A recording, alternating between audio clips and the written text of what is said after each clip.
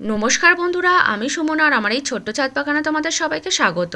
আর সয়াবিনের প্যাকেট দিয়ে ফের দেখো এতগুলো গ্রো ব্যাগ কিন্তু আমি বানিয়েছি। আর এর মধ্যেই কিন্তু সব সবজির গাছগুলো আমি বসাবো। এর আগেও আমি এরকম গ্রো ব্যাগ বানিয়ে তার মধ্যে গাছ বসিয়েছি, সেগুলো খুব ভালো হচ্ছে। আর কিভাবে এই গ্রো ব্যাগ বানাতে হয় তোমাদের আগেও দেখিয়েছি।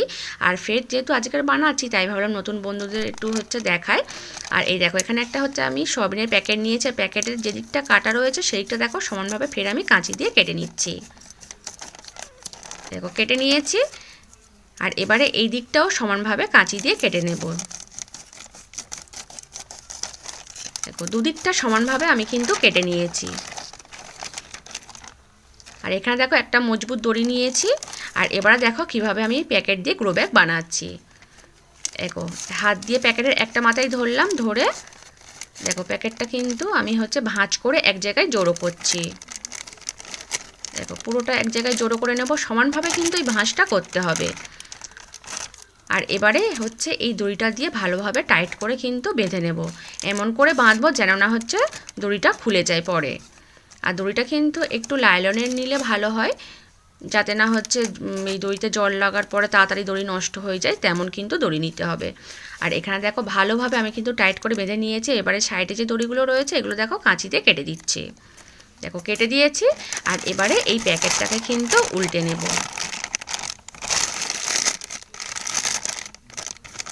দেখো প্যাকেটটাকে উল্টে নিয়েছি। আর যেহেতু মধ্যিখানটাতে বেঁধেছি, আর যে ভাঁজগুলো হয়ে রয়েছে ওইগুলোকে এবার হাত দিয়ে ঠিক করে নেব। ভাঁজগুলোকে নিলেই কিন্তু এখানে গ্রো ব্যাগ একদম রেডি হয়ে যাবে গাছ বসানোর জন্য। দেখো গ্রো ব্যাগ রেডি। আর এবারে এই গ্রো ব্যাগের নিচের দিকে আমি কয়েকটা এই কাঁচির ডগা দিয়ে ছিদ্র করে নেব। খুব বেশি ছিদ্র করব না, 4-5টা করলেই হবে। আর ছিদ্রগুলো কিন্তু অবশ্যই করতে হবে, নয়তো গাছ বসানোর পরে গাছের গোড়ায় কিন্তু জল বসে গাছ কিন্তু মারা যেতে পারে। আর এই দেখো আমার কিন্তু গ্রো ব্যাগটা এখানে একদম রেডি।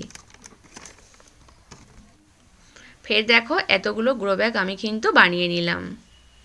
আর এইগুলোর মধ্যে এবারে গাছ বসাবো, তার আগে এর মধ্যে কিছুটা করে মাটি ভরে নেব। একেবারে ভর্তি করব না, অল্প অল্প করে মাটি ভরে নেব প্রত্যেকটার মধ্যে।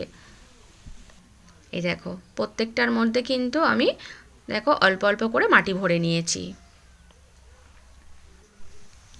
আর এবারে এর মধ্যে গাছ বসাবো। আর এইগুলো এর মধ্যে বসাবো, এইগুলো সূর্যমুখী লঙ্কার চারা। আর এখানে কিন্তু 10টা লঙ্কা গাছ রয়েছে। আর আমি কিন্তু 10টা এখানে গ্রো ব্যাগের মধ্যে মাটি ভরে নিয়েছি। দেখো গাছটাকে দেখো বসিয়ে দিলাম। এরকমভাবেই প্রত্যেকটা গ্রো ব্যাগের মধ্যে গাছগুলো বসিয়ে নেব। এই দেখো প্রত্যেকটা গ্রো ব্যাগের মধ্যে আমি কিন্তু লঙ্কা গাছগুলো সব বসিয়ে নিয়েছি।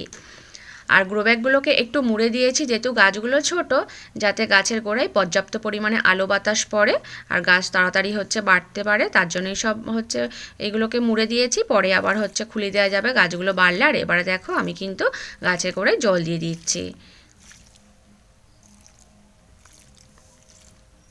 দেখো প্রত্যেকটা গাছে জল দিয়ে দিয়েছি। আর এইগুলো কিন্তু এখন এই রোদ্দুরের মধ্যে রাখবো না, যেদিকটা ছাদের ছায়া রয়েছে সেদিকটাতে সব রেখে দেবো, কারণ এত রোদ্দুরের মধ্যে রাখলে কিন্তু গাছগুলো ঝিমিয়ে নষ্ট হয়ে যেতে পারে।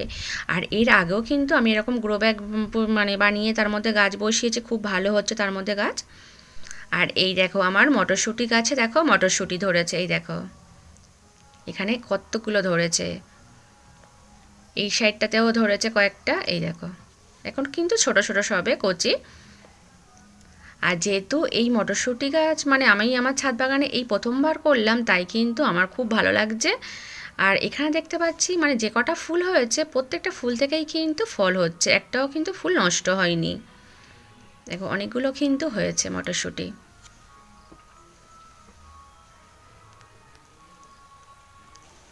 আর এই দেখো শশা গাছের মাথাটাকে ফের খেয়ে নিয়েছে ইঁদুর।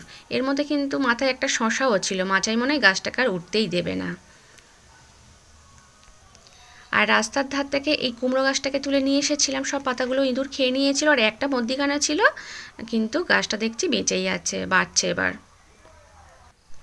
আর এই লঙ্কা গাছ দুটো আমি কয়েকদিন আগে বসিয়েছিলাম, তোমাদেরকে দেখিয়েছিলাম। আর আজকের এই লঙ্কা গাছগুলো দেখো মাথাগুলোকে আমি কেটে দিচ্ছি। এই দেখো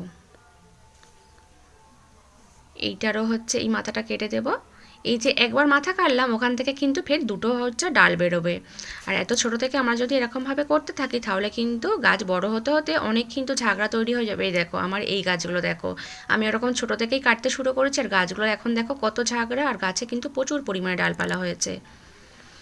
আর এবারে আমি হচ্ছে কিছুটা ধনে পাতা তুলে নেব। এই যে এই বেডের মধ্যেও হচ্ছে দু একটা করে ছড়িয়েছিলাম ধনে বীজ, এইগুলোকে কিন্তু একবার শিকড় সমেত তুলব না, এই পাতাগুলোকেই শুধু কেটে নেব, নিলে আবার কিন্তু হবে। কারণ এর আগের বারেও আমি তোমাদের দেখিয়েছিলাম এরকম পাতা তুলে নিয়েছিলাম, তারপরে কিন্তু ফের আবার এই তুললাম হয়েছে।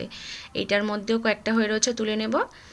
আর এবারে ইঁদুর এত গাছ নষ্ট করছে, তার জন্য কিন্তু তেমনভাবে মানে কোনো সবজি কিন্তু এখন আমি পাইনি। এই ধনে পাতাও হচ্ছে যে বেরিয়েছিল ছোটো ছোটো, সব ইঁদুর খেয়ে নষ্ট করে দিয়েছিল। এ দেখো এতগুলো তুলে নিয়েছি। আর ধনে পাতা কিন্তু খুব একটা বেশি লাগে না, যদি না আমরা চাটনি তৈরি করে খাই, তরকারিতে এইটুকুই ঠিক আছে। আর আজ কিন্তু বন্ধুরা এই পর্যন্ত, টাটা বাই।